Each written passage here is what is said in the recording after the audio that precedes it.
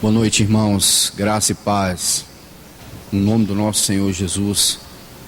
Vamos orar, irmãos, mais uma vez, vamos encomendar as nossas vidas ao Senhor, de que Ele possa, na sua infinita graça e misericórdia, nos ajudar mais uma vez, que Ele possa, pela sua palavra, operar no nosso coração.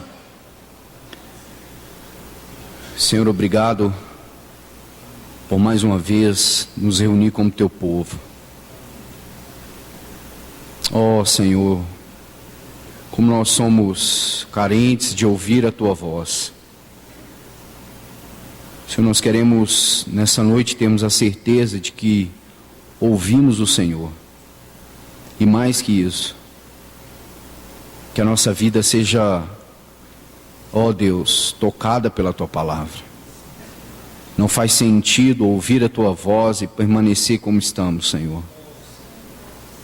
Não faz sentido receber do Senhor e isso não voltar a ti em adoração, em obediência, em serviço. Por isso opera na nossa vontade. Senhor, tu opera tanto o nosso querer quanto o efetuar. Faz segundo a tua boa obra, Senhor. Tua palavra nos diz que não é por violência, não é por força, mas é pelo teu Espírito. E o Senhor nos deu do seu Espírito, e nós cremos nisso, Senhor. Por isso continua trabalhando, continua falando em nós, Senhor, por favor. Nós te pedimos, queremos guardar a tua palavra no nosso coração nesse tempo. Ó Deus, vem nos ajudar a guardar o teu ensinamento nesse tempo, Senhor. Senhor, vem conquistar as nossas mentes nesse tempo. Queremos pensar nas coisas que são do alto, Senhor. Ajuda-nos, ó Deus, como igreja nesse tempo do fim, para a glória do teu nome. Amém, Senhor. Irmãos, vamos abrir as nossas Bíblias. Eu gostaria de ler alguns textos com os irmãos. O primeiro deles está aqui, Neemias capítulo 13. Vamos ler do versículo 1 até o versículo 3. Naquele dia se leu para o povo, no livro de Moisés, achou-se escrito que os amonitas e os moabitas não entrassem jamais na congregação de Deus, porquanto não tinham saído ao encontro dos filhos de Israel com pão e água. Antes assalariaram contra eles Balaão para os amaldiçoar. Mas o nosso Deus converteu a maldição em bênção. Ouvindo eles, o povo, esta lei, apartaram de Israel todo o elemento misto. Ainda gostaria de ler o livro do profeta Malaquias, capítulo 3, versículo 1 e 2. Eis que eu envio o meu mensageiro, que preparará o caminho diante de mim. De repente virá ao seu templo o Senhor, a quem vós buscais, o anjo da aliança, a quem vós desejais. Eis que ele vem, diz o Senhor dos exércitos. Mas quem poderá suportar o dia da sua vinda? E quem poderá subsistir quando ele aparecer? Porque ele é como o fogo do ourives, e como a potassa dos lavandeiros. Irmãos, por favor, Evangelho de Lucas, capítulo 1, versículos de números 5 e 6. Nos dias de Herodes, rei da Judéia, houve um sacerdote chamado Zacarias, do turno de Abias. Sua mulher era das filhas de Arão e se chamava Isabel. Ambos eram justos diante de Deus, vivendo irrepreensivelmente em todos os preceitos e mandamentos do Senhor. Graças a Deus. Irmãos, o Senhor tem nos advertido nesses dias, por meio da sua palavra, quanto a uma obra de restauração no meio da sua igreja, no meio do seu povo para esse tempo de fim.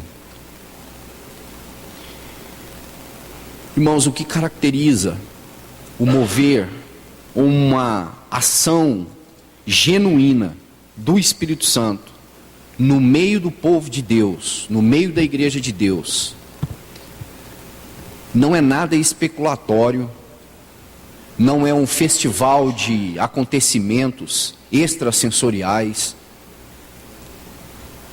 não é basicamente o que nós sentimos, mas é uma obra que se opera no coração do povo de Deus, e essa obra, ela tem um caráter fundamental, ela tem uma distinção, ela tem um sopro especial, que é quando Deus chama o seu povo, é quando Deus chama aqueles que Ele tem, mesmo num tempo de profunda crise, quando Deus chama o seu remanescente de volta para a sua palavra, de volta para a lei de Deus.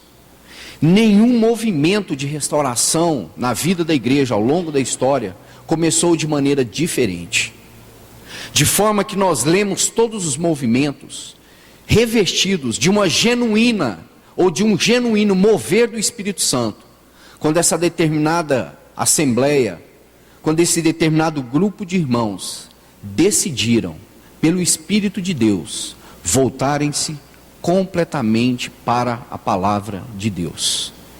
E isso, irmãos, acontece especificamente em tempos de crise, em tempos de degradação espiritual, em tempos de frieza espiritual, em tempos de confusão espiritual.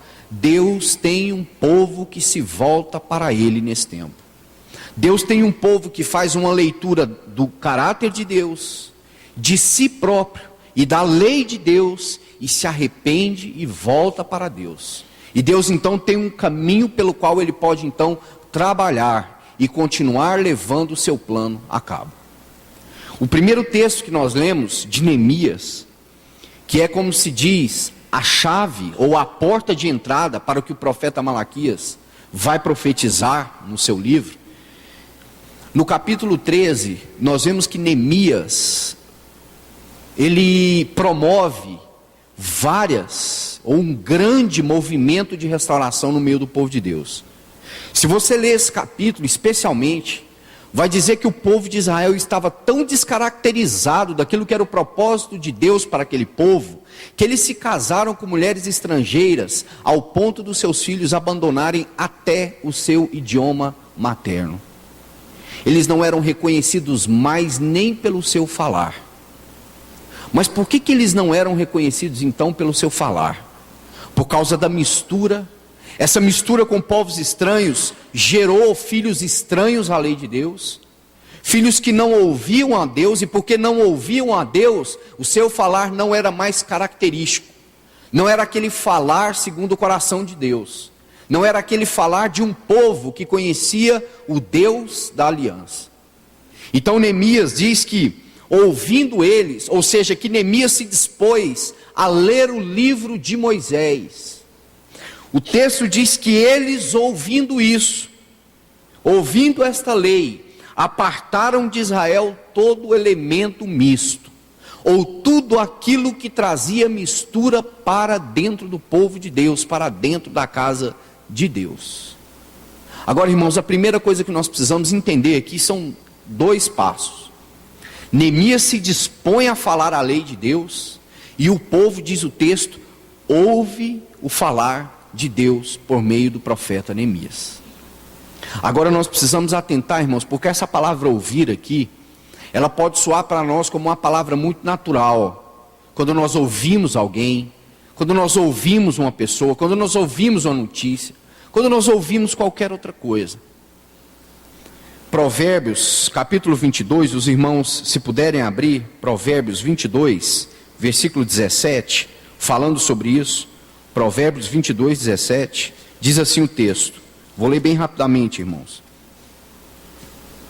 Inclina o ouvido e ouve as palavras dos sábios, e aplica o coração ao meu conhecimento. Essa palavra diz que o povo ouviu aquilo que Neemias estava dizendo. E segundo a palavra de Deus, ouvir segundo Deus significa aplicar o coração. Significa ouvir e agarrar, aplicando o coração para adquirir o conhecimento do Senhor. Quando o povo se misturou com aquele povo gentil e o seu falar ficou descaracterizado, é porque eles não estavam mais ouvindo a Deus. Os pedagogos aí podem nos ajudar. A nossa fala é diretamente influenciada por aquilo que nós ouvimos. Aonde os nossos ouvidos estão colocados, isso traz uma influência direta sobre o nosso vocabulário, sobre a maneira como nós falamos, ou como nós fazemos o uso das palavras. Então Neemias está dizendo que o povo não só ouviu, mas o povo ouviu e aplicou o seu coração. Irmãos, quando nós estamos ouvindo a palavra de Deus, e aqui nós podemos testemunhar, que nesses últimos dias o Senhor tem nos falado de maneira especial, não porque nós somos especiais, mas porque nós somos carentes demais do Senhor, como era com João, como era com Pedro e como era com Tiago, e o Senhor os trazia para perto, não porque eles eram melhores que os outros, mas porque eles eram mais necessitados, porque eles iam passar por situações difíceis, por provas difíceis. O Senhor tem nos trazido para perto dele nesses dias, nos falado a sua palavra, porque Ele sabe da nossa fraqueza, Ele sabe que nós somos pó, Ele sabe que os dias que nós temos que enfrentar, ainda antes da sua volta, serão dias difíceis que nós vamos ter que passar, situações difíceis que teremos que enfrentar, mas o Senhor pede que nós, ao ouvirmos a sua voz, e assim temos dado testemunho, que nós venhamos aplicar o nosso coração. Irmãos, ouvir a palavra de Deus requer um coração aplicado, voltado para ela. Sabe qual que é o grande problema que nós temos hoje no meio da vida da igreja? Porque nós somos dependentes da via de segunda mão. A palavra que nós recebemos não produz fruto porque não é misturada com fé, e nós não somos responsáveis diante do Senhor com aquilo que Ele nos dá. Nós não somos responsáveis, não aplicamos o nosso coração, não pensamos sobre isso, não nos posicionamos contra a palavra de Deus, sequer aguardamos, e quando nós não nos aplicamos a ela, e a palavra passa de nós, aquilo pode ter certeza, tanto a mim quanto a você, voltará para nós um dia, como um laço. Aquilo que nós negligenciamos será como um laço para o nosso pé, e nos agarrará, quando menos nós esperarmos. Então, irmãos, quando nós estamos ouvindo a Deus, é necessário que nós venhamos aplicar o nosso coração. E quando Deus fala, e o nosso coração se aplica à voz de Deus, isso tem um propósito. Qual é o propósito?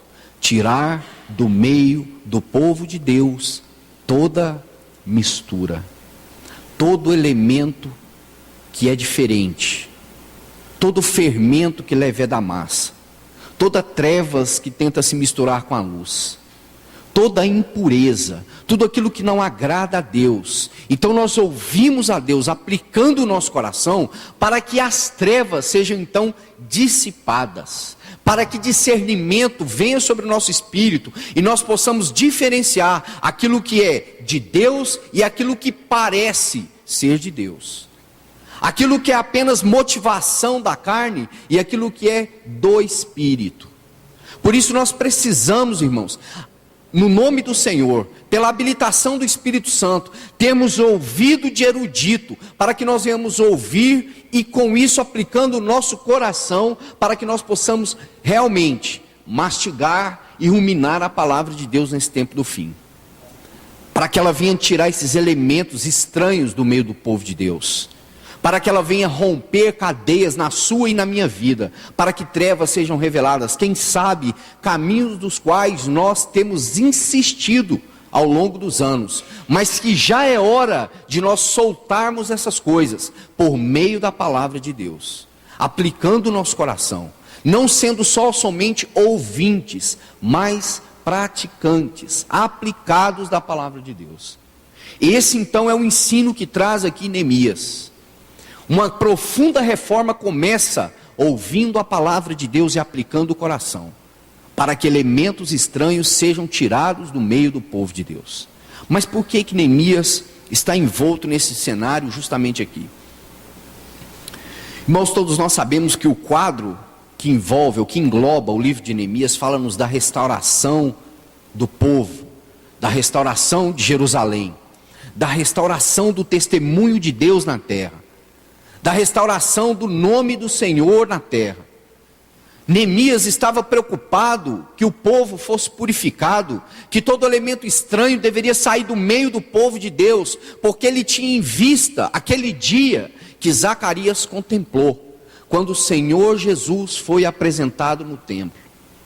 De certa forma, a geração de Neemias entendeu que por causa do advento do Messias, eles precisavam se posicionar, porque o Senhor estava vindo, o Messias, o prometido, aquele que estava escrito dele na lei, nos salmos, nos profetas. Eles entenderam que todo o cenário em volta deles e nos seus corações apontavam para aquele momento. Então Neemias se dispõe, junto com todo aquele povo, a ler a palavra de Deus, a ouvir a palavra de Deus com o coração, para que eles fossem então purificados de toda imundícia, porque o Senhor estava vindo, o testemunho de Deus na terra estava sendo reestabelecido. Esse é o quadro no cenário da restauração de Deus por meio dos profetas, Ageu, Zacarias, Malaquias, Neemias, o livro de Esther, todos esses livros que compõem então o tempo da restauração. Eles tinham certeza, irmãos, pelo tempo, pela época, pela palavra, pelo momento, que eles estavam se preparando para a vinda do Messias, para a vinda do Filho de Deus, para a encarnação do Cordeiro, para a vinda do Verbo. Era essa a certeza que eles tinham nos seus corações. E quando nós lemos aqui o livro do profeta Malaquias, o capítulo 3, esses dois versículos, os dois primeiros versículos deste capítulo, diz que o Senhor enviou o seu mensageiro para preparar o caminho diante do Senhor mesmo. E ele diz: de repente virá ao seu tempo o Senhor, a quem vós buscais, o anjo da aliança a quem vós desejais. Essas expressões são significativas, irmãos.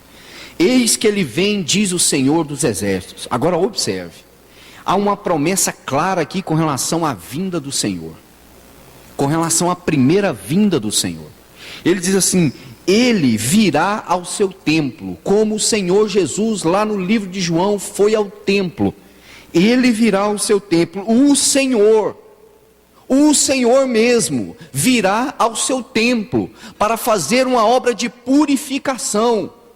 Agora não são mais os profetas, agora não serão mais sinais, mas senão o próprio Senhor virá ao seu templo. Olha o que eles estão recebendo como promessa: a quem vós buscais, o anjo da aliança a quem vós desejais.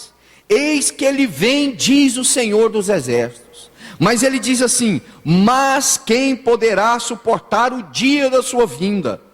E quem poderá subsistir quando ele aparecer? E aí tem duas características que se referem ao ministério do Senhor quanto à sua primeira vinda, e também são diretamente aplicados à segunda vinda do Senhor. Duas coisas: porque ele é como fogo do ourives, e depois como a potassa dos lavandeiros.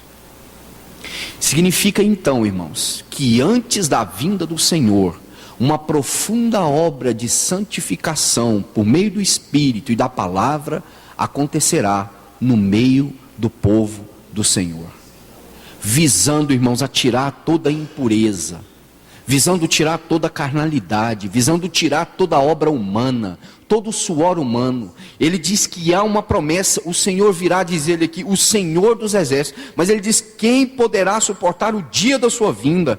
Porque ele é como o fogo do ourives e como a potassa dos lavandeiros. Irmãos, e aqui nesses dois textos, eu queria gastar um tempo juntamente com os irmãos, porque quando nós lemos Lucas, você sabe que toda a nação de Israel toda a nação de Israel, os sacerdotes, o templo, tudo estava funcionando. Como o Senhor nos disse aqui acerca do livro de Malaquias, o problema não era que as ofertas, que os sacrifícios não estavam sendo feitos. Eles estavam sendo feitos, mas sem uma consciência do caráter santo de Deus. E quando nós abrimos o livro de Lucas, sabe o que acontece, irmãos? O sacerdote está ministrando segundo o seu tempo. As coisas religiosas estão funcionando diretamente na nação. Eles estavam sacrificando, eles estavam ofertando. Mas diz o texto que 5 pessoas, algumas características ali são muito interessantes, que eles eram cheios do Espírito, que o Espírito vinha sobre eles, mas diz assim, que aquelas 5 pessoas eram justos diante de Deus, e que eles viviam irrepreensivelmente todos os preceitos de Deus. Você ouviu essas frases? Não diz que eles eram justos perante as pessoas, mas diz que eles eram justos diante de Deus, e que eles obedeciam irrepreensivelmente todos os preceitos de Deus. E o que eles receberam da parte de Deus? Por viver de maneira irrepreensível, por guardar a palavra de Deus, por não terem se misturado com a religião daquele mundo, por não terem se misturado com as coisas daquele mundo. Eles receberam o cumprimento da promessa. Ô Messias, aqueles 5 irmãos, não aquela nação, não aquela religião, não o judaísmo, não a religião, mas diz que aqueles 5 que viviam justamente diante de Deus, e que guardavam os preceitos de Deus. Irmãos, nós precisamos checar diante do Senhor, qual é a opinião que o Senhor tem da maneira que nós estamos vivendo. Se nós estamos vivendo de modo agradável a Deus, vivendo para o seu inteiro agrado, aonde Ele se satisfaz com o nosso viver, que não é nosso, senão viver de Cristo em nós, guardando os seus preceitos, para que nós venhamos receber o cumprimento da promessa, a vinda do nosso Senhor. Irmãos, não é o que as pessoas dizem que nós fazemos. Olha, você conhece aquele sujeito, aquele é um bom sujeito, ele é até cristão, mas é a opinião que o Senhor tem de nós, irmãos. Se nós estamos guardando a sua palavra, se nós estamos observando a sua palavra, se nós estamos vivendo irrepreensivelmente os seus preceitos, se nós estamos expondo o nosso coração nas Escrituras, ou se nós estamos apenas lendo as Escrituras, se nós estamos ouvindo e aplicando o coração, dizendo: Senhor, tem misericórdia de mim e faz uma obra na minha vida, porque eu quero receber a visitação do Senhor, eu quero estar nesse número 5, eu quero estar com esse, eu não quero estar na multidão, eu quero estar com aqueles que receberão o cumprimento da promessa do Senhor para este tempo do fim. Irmãos, isso é impressionante, porque o texto de Malaquias diz que, por um lado, a revelação da face de Deus, ou a revelação da face do nosso Senhor, nesse tempo do fim, ela cumpre 2 distintas tarefas. Uma no meio do povo de Deus, e outra para com o mundo. Nós vamos ver isso, irmãos. Abra sua Bíblia comigo, por favor. Salmo de número 80, versículo 3. Restaura-nos, ó Deus. Faze resplandecer o teu rosto e seremos salvos. Versículo 14. Ó Deus dos exércitos, volta-te, nós te rogamos. Olha do céu e vê a vinha, e visita esta vinha. Protege o que a tua mão direita plantou, o sarmento que para ti fortaleceste. Está queimada, está decepada, perecem os nossos inimigos pela repreensão do teu rosto. Seja a tua mão sobre o povo, da tua destra, sobre o filho do homem que fortalecestes para ti. Agora abra comigo, Apocalipse capítulo 6. Apocalipse capítulo 6. Versículo 15 até o 17. Apocalipse capítulo 6, versos de número 15 a 17, diz assim: os reis da terra, os grandes, os comandantes, os ricos, os poderosos, e todo escravo e todo livre se esconderam nas cavernas e nos penhascos dos montes.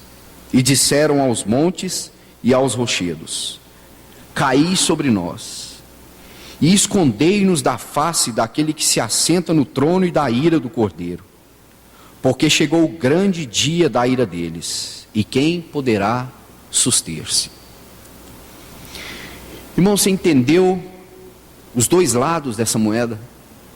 Por um lado, nós estamos orando para que o Senhor mostre a sua face. Senhor, mostra-nos a tua face e seremos salvos. Senhor, visita a vinha, visita aquilo que a tua mão direita plantastes. Revela-nos a tua face e seremos salvos, e os nossos inimigos serão julgados. Irmãos, essa tem sido a oração desse remanescente do Senhor no tempo do fim. Senhor, mostra-nos a tua face. Senhor, vem nos visita. Senhor, volta para nós. Senhor, mostra-nos a tua face. Como diz a Escritura, que nós o veremos e seremos conhecidos, e o conheceremos assim como somos conhecidos. Então a nossa oração é essa, para que o Senhor venha e nos mostre a sua face. Irmãos, mas quando o Senhor mostrar a sua face, segundo o texto que lemos de Apocalipse, os ricos, os poderosos, os nobres dessa terra, vão se esconder nas cavernas, vão pedir aos montes que se caiam sobre eles, porque eles não suportarão o dia da vinda do Senhor. Irmãos, sabe por que o mundo tem tentado nos expelir daqui? Sabe por que está ficando insuportável para nós um passeio na cidade? Sabe por que está ficando insuportável para nós ir ao shopping? Sabe por que nós não temos mais prazer nas coisas deste mundo? Só tem uma explicação, e óbvia: nós não somos deste mundo. E sabe o que o Senhor está fazendo, irmãos? O Senhor está resumindo as nossas vidas. E sabe qual a visão que nós teremos nesse tempo do fim? Aquela que Balaão mesmo teve. Eis que eu vejo um povo que habita na terra, e é um povo que habita só.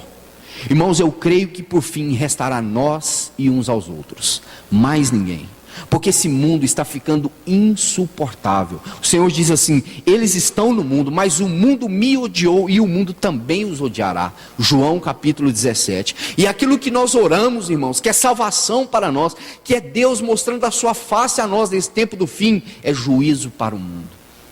Então o mundo não nos ama mesmo, porque quando aquilo pelo qual nós oramos e desejamos se manifestar, o mundo será condenado, o mundo será julgado.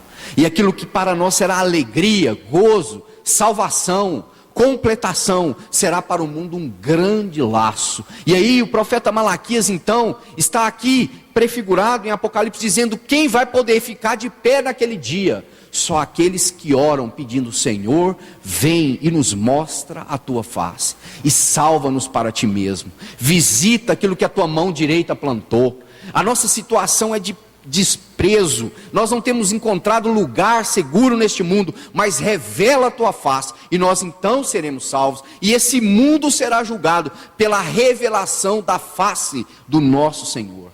Irmãos, mas nós precisamos ter cuidado, porque quando nós entramos naquilo que o Espírito está fazendo, nós precisamos, irmãos, entender o ministério do Espírito na vida da igreja e na vida dos membros do corpo de Cristo. Porque, irmãos, a revelação da face de Deus se dará no momento pessoal, Ele mesmo virá. Mas a Escritura diz que nós, nesse tempo, somos chamados para refletirmos o caráter santo do nosso Deus, de maneira para que nós possamos apressar a vinda do nosso Senhor. 2 Coríntios capítulo 3, guarde esse versículo, nós vamos precisar dele agorinha. Versículo 7 até o versículo 13. E se o ministério da morte, gravado com letras em pedras, se revestiu de glória, guarde essa expressão, glória, a ponto de os filhos de Israel não poderem fitar a face de Moisés, por causa da glória do seu rosto, ainda que desvanecente, como não será de maior glória o ministério do Espírito? Porque se o ministério da condenação foi glória, em muito maior proporção será glorioso o ministério da justiça. Guarde esse texto. Nós vamos voltar aqui. Agora venha comigo aqui em 1 de Pedro, capítulo 4. Fique com a sua mão nesse texto de Coríntios e nós vamos voltar para aí.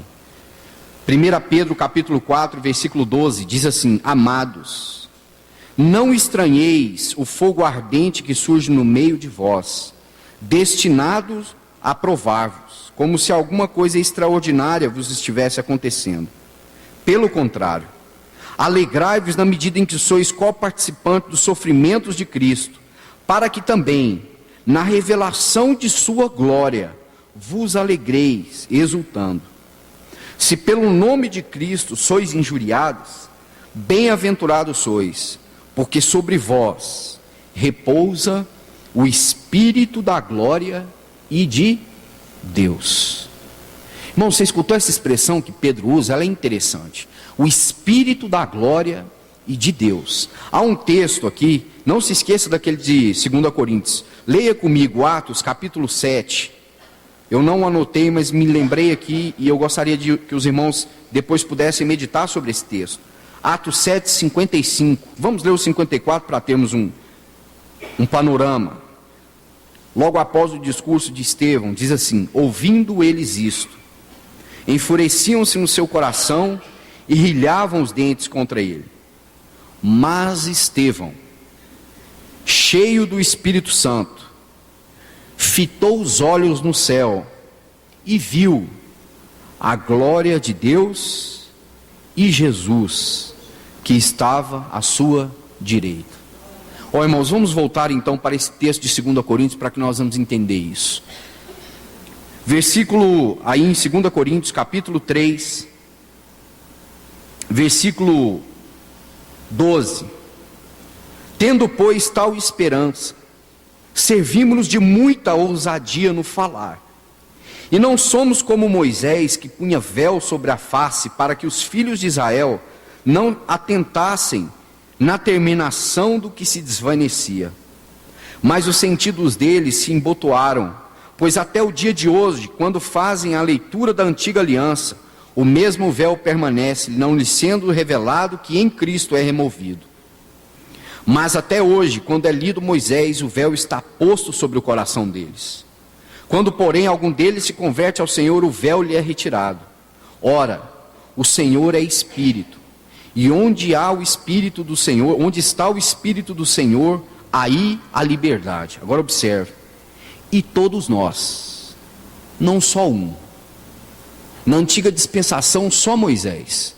Mas agora Paulo está dizendo assim: e todos nós, não com o rosto coberto, porque agora não é mais passageiro, agora é permanente. Ele diz assim: e todos nós, com o rosto desvendado, contemplando como por espelho a glória do Senhor, somos transformados de glória em glória na sua própria imagem, como pelo Espírito do Senhor.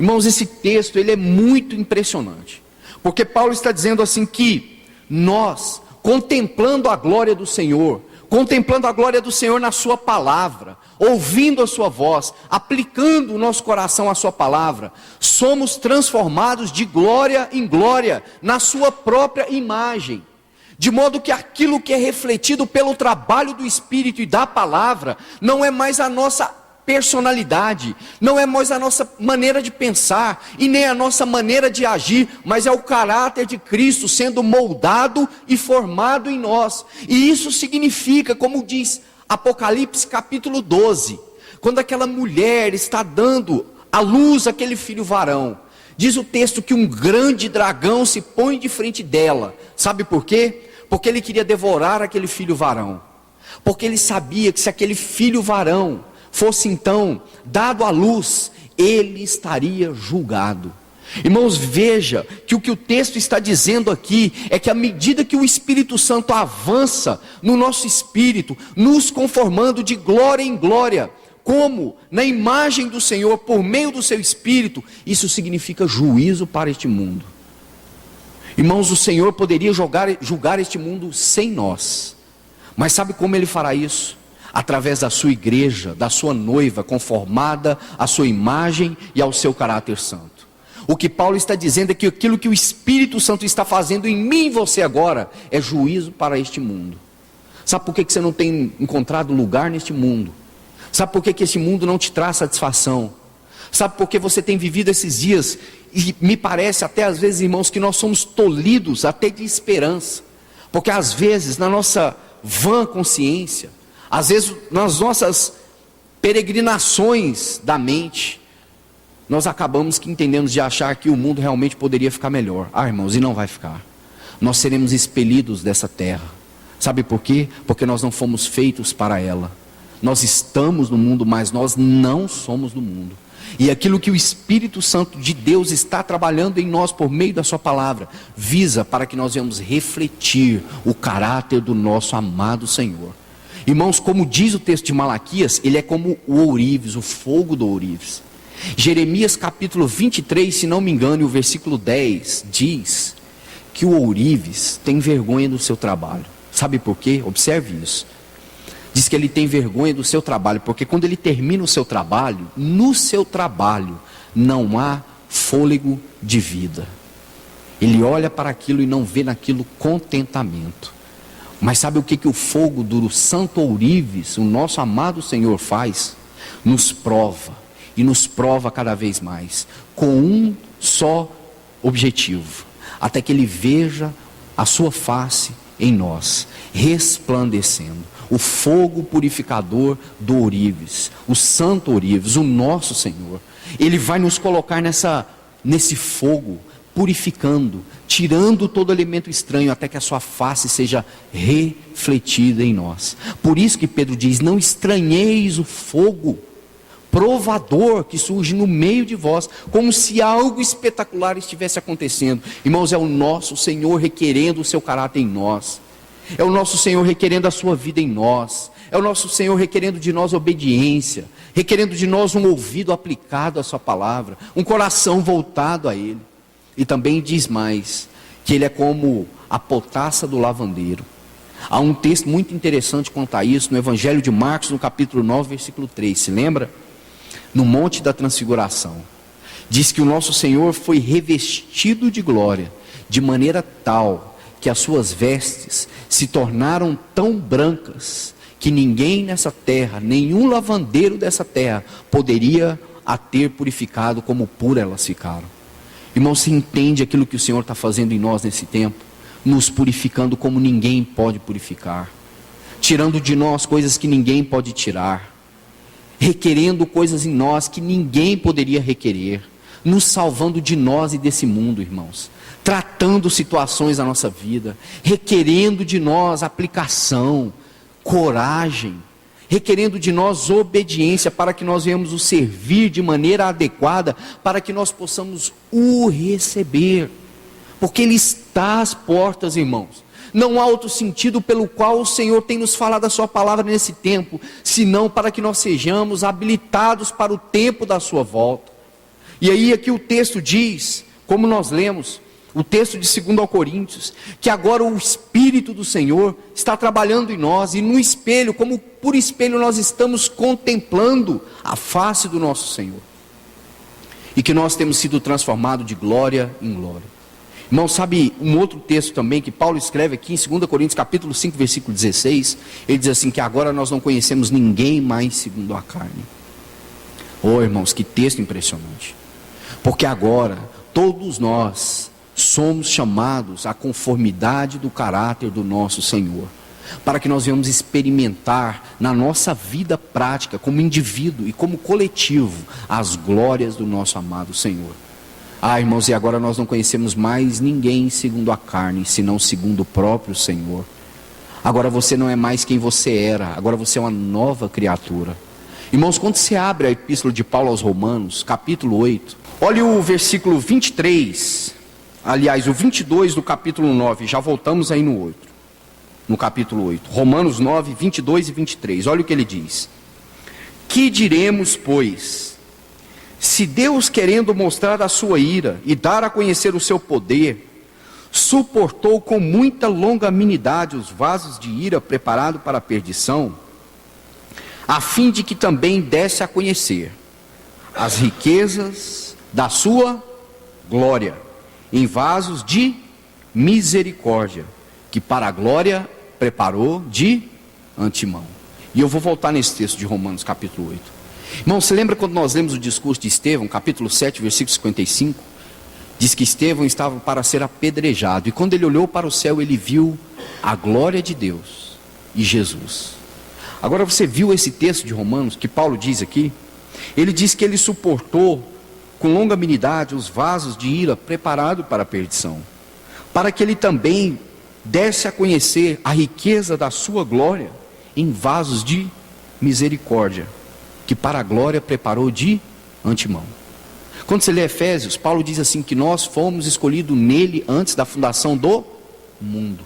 E aqui ele está dizendo que nós somos esses vasos de misericórdia, que para a glória ele nos preparou de antemão. Agora espere, irmãos. Você sabe que esse capítulo 8 aqui tem 3 gemidos. Há um gemido do Espírito, o Espírito geme. Há um gemido da criação. E nós também gememos no nosso espírito, aguardando a adoção de filhos, a transformação do nosso corpo. Irmãos, agora pare para pensar um pouco nisso. Se lembra? Gênesis diz, capítulo 2, que todos os dias, capítulo 3, que todos os dias, na viração do dia, Deus vinha ter comunhão com o homem. Não é assim? Nós lemos isso lá. Irmãos, agora pare para pensar. Isso não está descrito na Bíblia, mas nós podemos aqui imaginar isso. Tudo que havia na terra, todo ser vivente, toda árvore, toda erva, todo animal de mar, todo réptil, tudo que havia sido criado por Deus tinha sido criado. Era Deus o Criador de todas as coisas. E o texto então diz que Deus tinha comunhão com o homem, e ele vinha no jardim ter comunhão com o homem.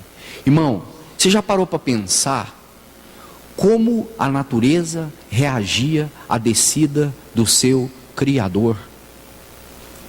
Você já pensou como os mares se comportavam? Como os peixes se comportavam? Como as árvores se comportavam? Como o sol se comportava? Deus vinha ter comunhão com o homem. E na minha humilde maneira de pensar, eu creio que a terra sofria um avassalo de alegria, de modo que os animais bradavam o nome de Deus, as águas davam a glória do seu nome, as árvores engrandeciam a tua presença, tudo que havia na terra louvava o Senhor, porque o Criador de todas as coisas vinha ter comunhão com o homem no jardim. Mas irmãos, quando se lê esse capítulo 8, diz que a criação foi sujeita à vaidade, e que ela espera a manifestação dos filhos maduros de Deus, para que ela seja redimida do cativeiro do pecado. Irmão, pare para pensar um pouco sobre isso. Aqui no capítulo 9, Paulo está dizendo que nós somos os vasos de misericórdia separados para Deus, para manifestar a sua glória. Irmão, sabe por que o Senhor nos chamou para esse tempo do fim? Para manifestar a sua glória. E sabe o que mais, irmãos? Quando Cristo for visto em nós de maneira plena, e nós formos esses filhos maduros para o Senhor, irmãos, se assustem. O mundo será, a natureza será redimida do cativeiro da corrupção, e eles aguardam ansiosamente. O texto diz que há uma expectação da natureza. Ela aguarda para que os filhos maduros de Deus sejam manifestos. Irmãos, para que o mundo seja julgado e para que ela seja redimida. E nós também gememos pela adoção da nossa herança no Senhor. Para que aquilo que é mortal seja revestido de imortabilidade. E aquilo que é morte seja então vida para sempre. Irmãos, então você entende que tempo é esse que nós estamos experimentando da parte de Deus? Que irmãos do passado, quando entenderam o real momento e a hora que eles estavam, eles precisaram se preparar de maneira mais adequada, ouvindo a palavra de Deus, aplicando o seu coração à palavra de Deus. Irmãos, nós precisamos nos atentar para isso nesse tempo do fim. É para isso que o Senhor tem nos chamado, é para isso que o Senhor tem nos colocado nesse tempo, para que nós venhamos ouvir a tua palavra, aplicar o nosso coração e permitirmos sermos trabalhados pelo Senhor, porque, irmãos, algo grandioso o Senhor fará por nós, em nós e através de nós nesse tempo do fim. Ó, irmãos, nós temos experimentado dias degradantes na face da terra. E sabe o que vai livrar, o que vai mostrar a este mundo que Deus é santo e que Deus é glorioso? É o Senhor trabalhando na nossa vida. Sabe quando o mundo tenta quebrar com os padrões de família? Há um povo nessa terra que foi chamado para sustentar o testemunho do Senhor na família. Eis o teu povo. Sabe quando o mundo tenta quebrar todo o princípio de Deus? Deus tem um povo na terra que lhe é chamado para sustentar o seu testemunho. Ô irmão, depois você leia na sua casa. Poderíamos ler agora. Mas eu acho muito interessante quando a Bíblia conta a história de Noé. Você sabe que Noé, depois de Adão, se passam 7.000 anos até Noé. E eu acho muito lindo o capítulo 6 e o versículo, se eu não me engano, o versículo 9. E o capítulo 7 e o versículo 1. Sabe o que diz lá? Diz assim: e esta é a história de Noé. Início do capítulo 6. No capítulo 7 diz assim: entra na arca. Veja, essa é a história de Noé. Capítulo 6, versículo 9. Capítulo 7, versículo 1. Entra na arca. Sabe o que você vai acontecer quando você lê lá em Hebreus, capítulo 11, na galeria da fé, quando vai falar acerca então de Noé? Diz assim que pela fé, Noé, escute essas palavras, divinamente instruído acerca das coisas que não se viam. Ô irmão, você está instruído de muita coisa que nós não estamos vendo ainda, que nós ainda não vimos, mas nós esperamos. E se nós esperamos, é porque é esperança no nosso coração. Então Noé divinamente instruindo acerca de coisas que se não viam, mas que ele esperava. E diz mais o texto: sendo temente a Deus, aparelhou para si uma arca, pela qual salvou a sua casa e julgou o mundo. Esse texto me faz lembrar de 2 Coríntios capítulo 2, versículo 15 e 16. Nós somos o bom perfume de Cristo. Cheiro de morte para a morte, cheiro de vida para a vida. Irmãos, o nosso amado Senhor, essa arca que nós temos habitado, é salvação para a nossa casa e juízo para este mundo. Não tem outro meio, irmãos, é por aí que o Senhor vai trabalhar, é por aí que o Senhor vai agir. Que nós possamos nesses dias estarmos atentos à voz do Senhor, ao falar do Senhor, guardando a sua palavra, para que nós venhamos ser mecanismos, ferramentas adequadas do Senhor, para o juízo do mundo e para a salvação da nossa casa. Que Deus nos abençoe em Cristo Jesus, irmãos. Vamos orar mais uma vez. Senhor, a Ti toda a glória nessa noite, nessa reunião. Senhor, nós encomendamos a Ti a palavra dessa noite. Confirma aquilo que é do Senhor. Ó Senhor, nós queremos aplicar o nosso coração à Tua palavra nesses dias, para que uma profunda obra de limpeza venha acontecer em nós, Senhor. Para que elementos estranhos venham sair do nosso coração, da nossa vida, todo o coração dividido. E o Senhor venha ter nessa terra um povo somente Teu, sem mistura. Ó Senhor, sem casamento estranho. Senhor, sem linguajar estranho, mas um povo puro, uma noiva santa, sem mancha, sem mácula, nem ruga ou coisa semelhante. Senhor, por isso nós entregamos a Ti o nosso coração nessa noite e dizemos: Santo Espírito de Deus, não cesse de trabalhar em nós. Vem nos purificar. Vem como fogo do ourives, vem como a potassa do lavandeiro.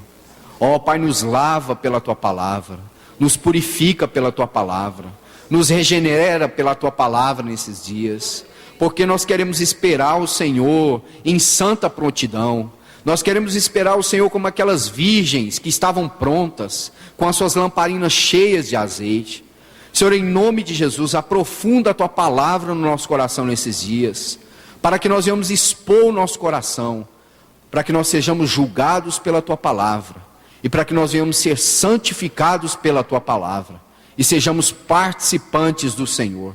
Porque como diz a Tua palavra, sem santidade ninguém verá o Senhor.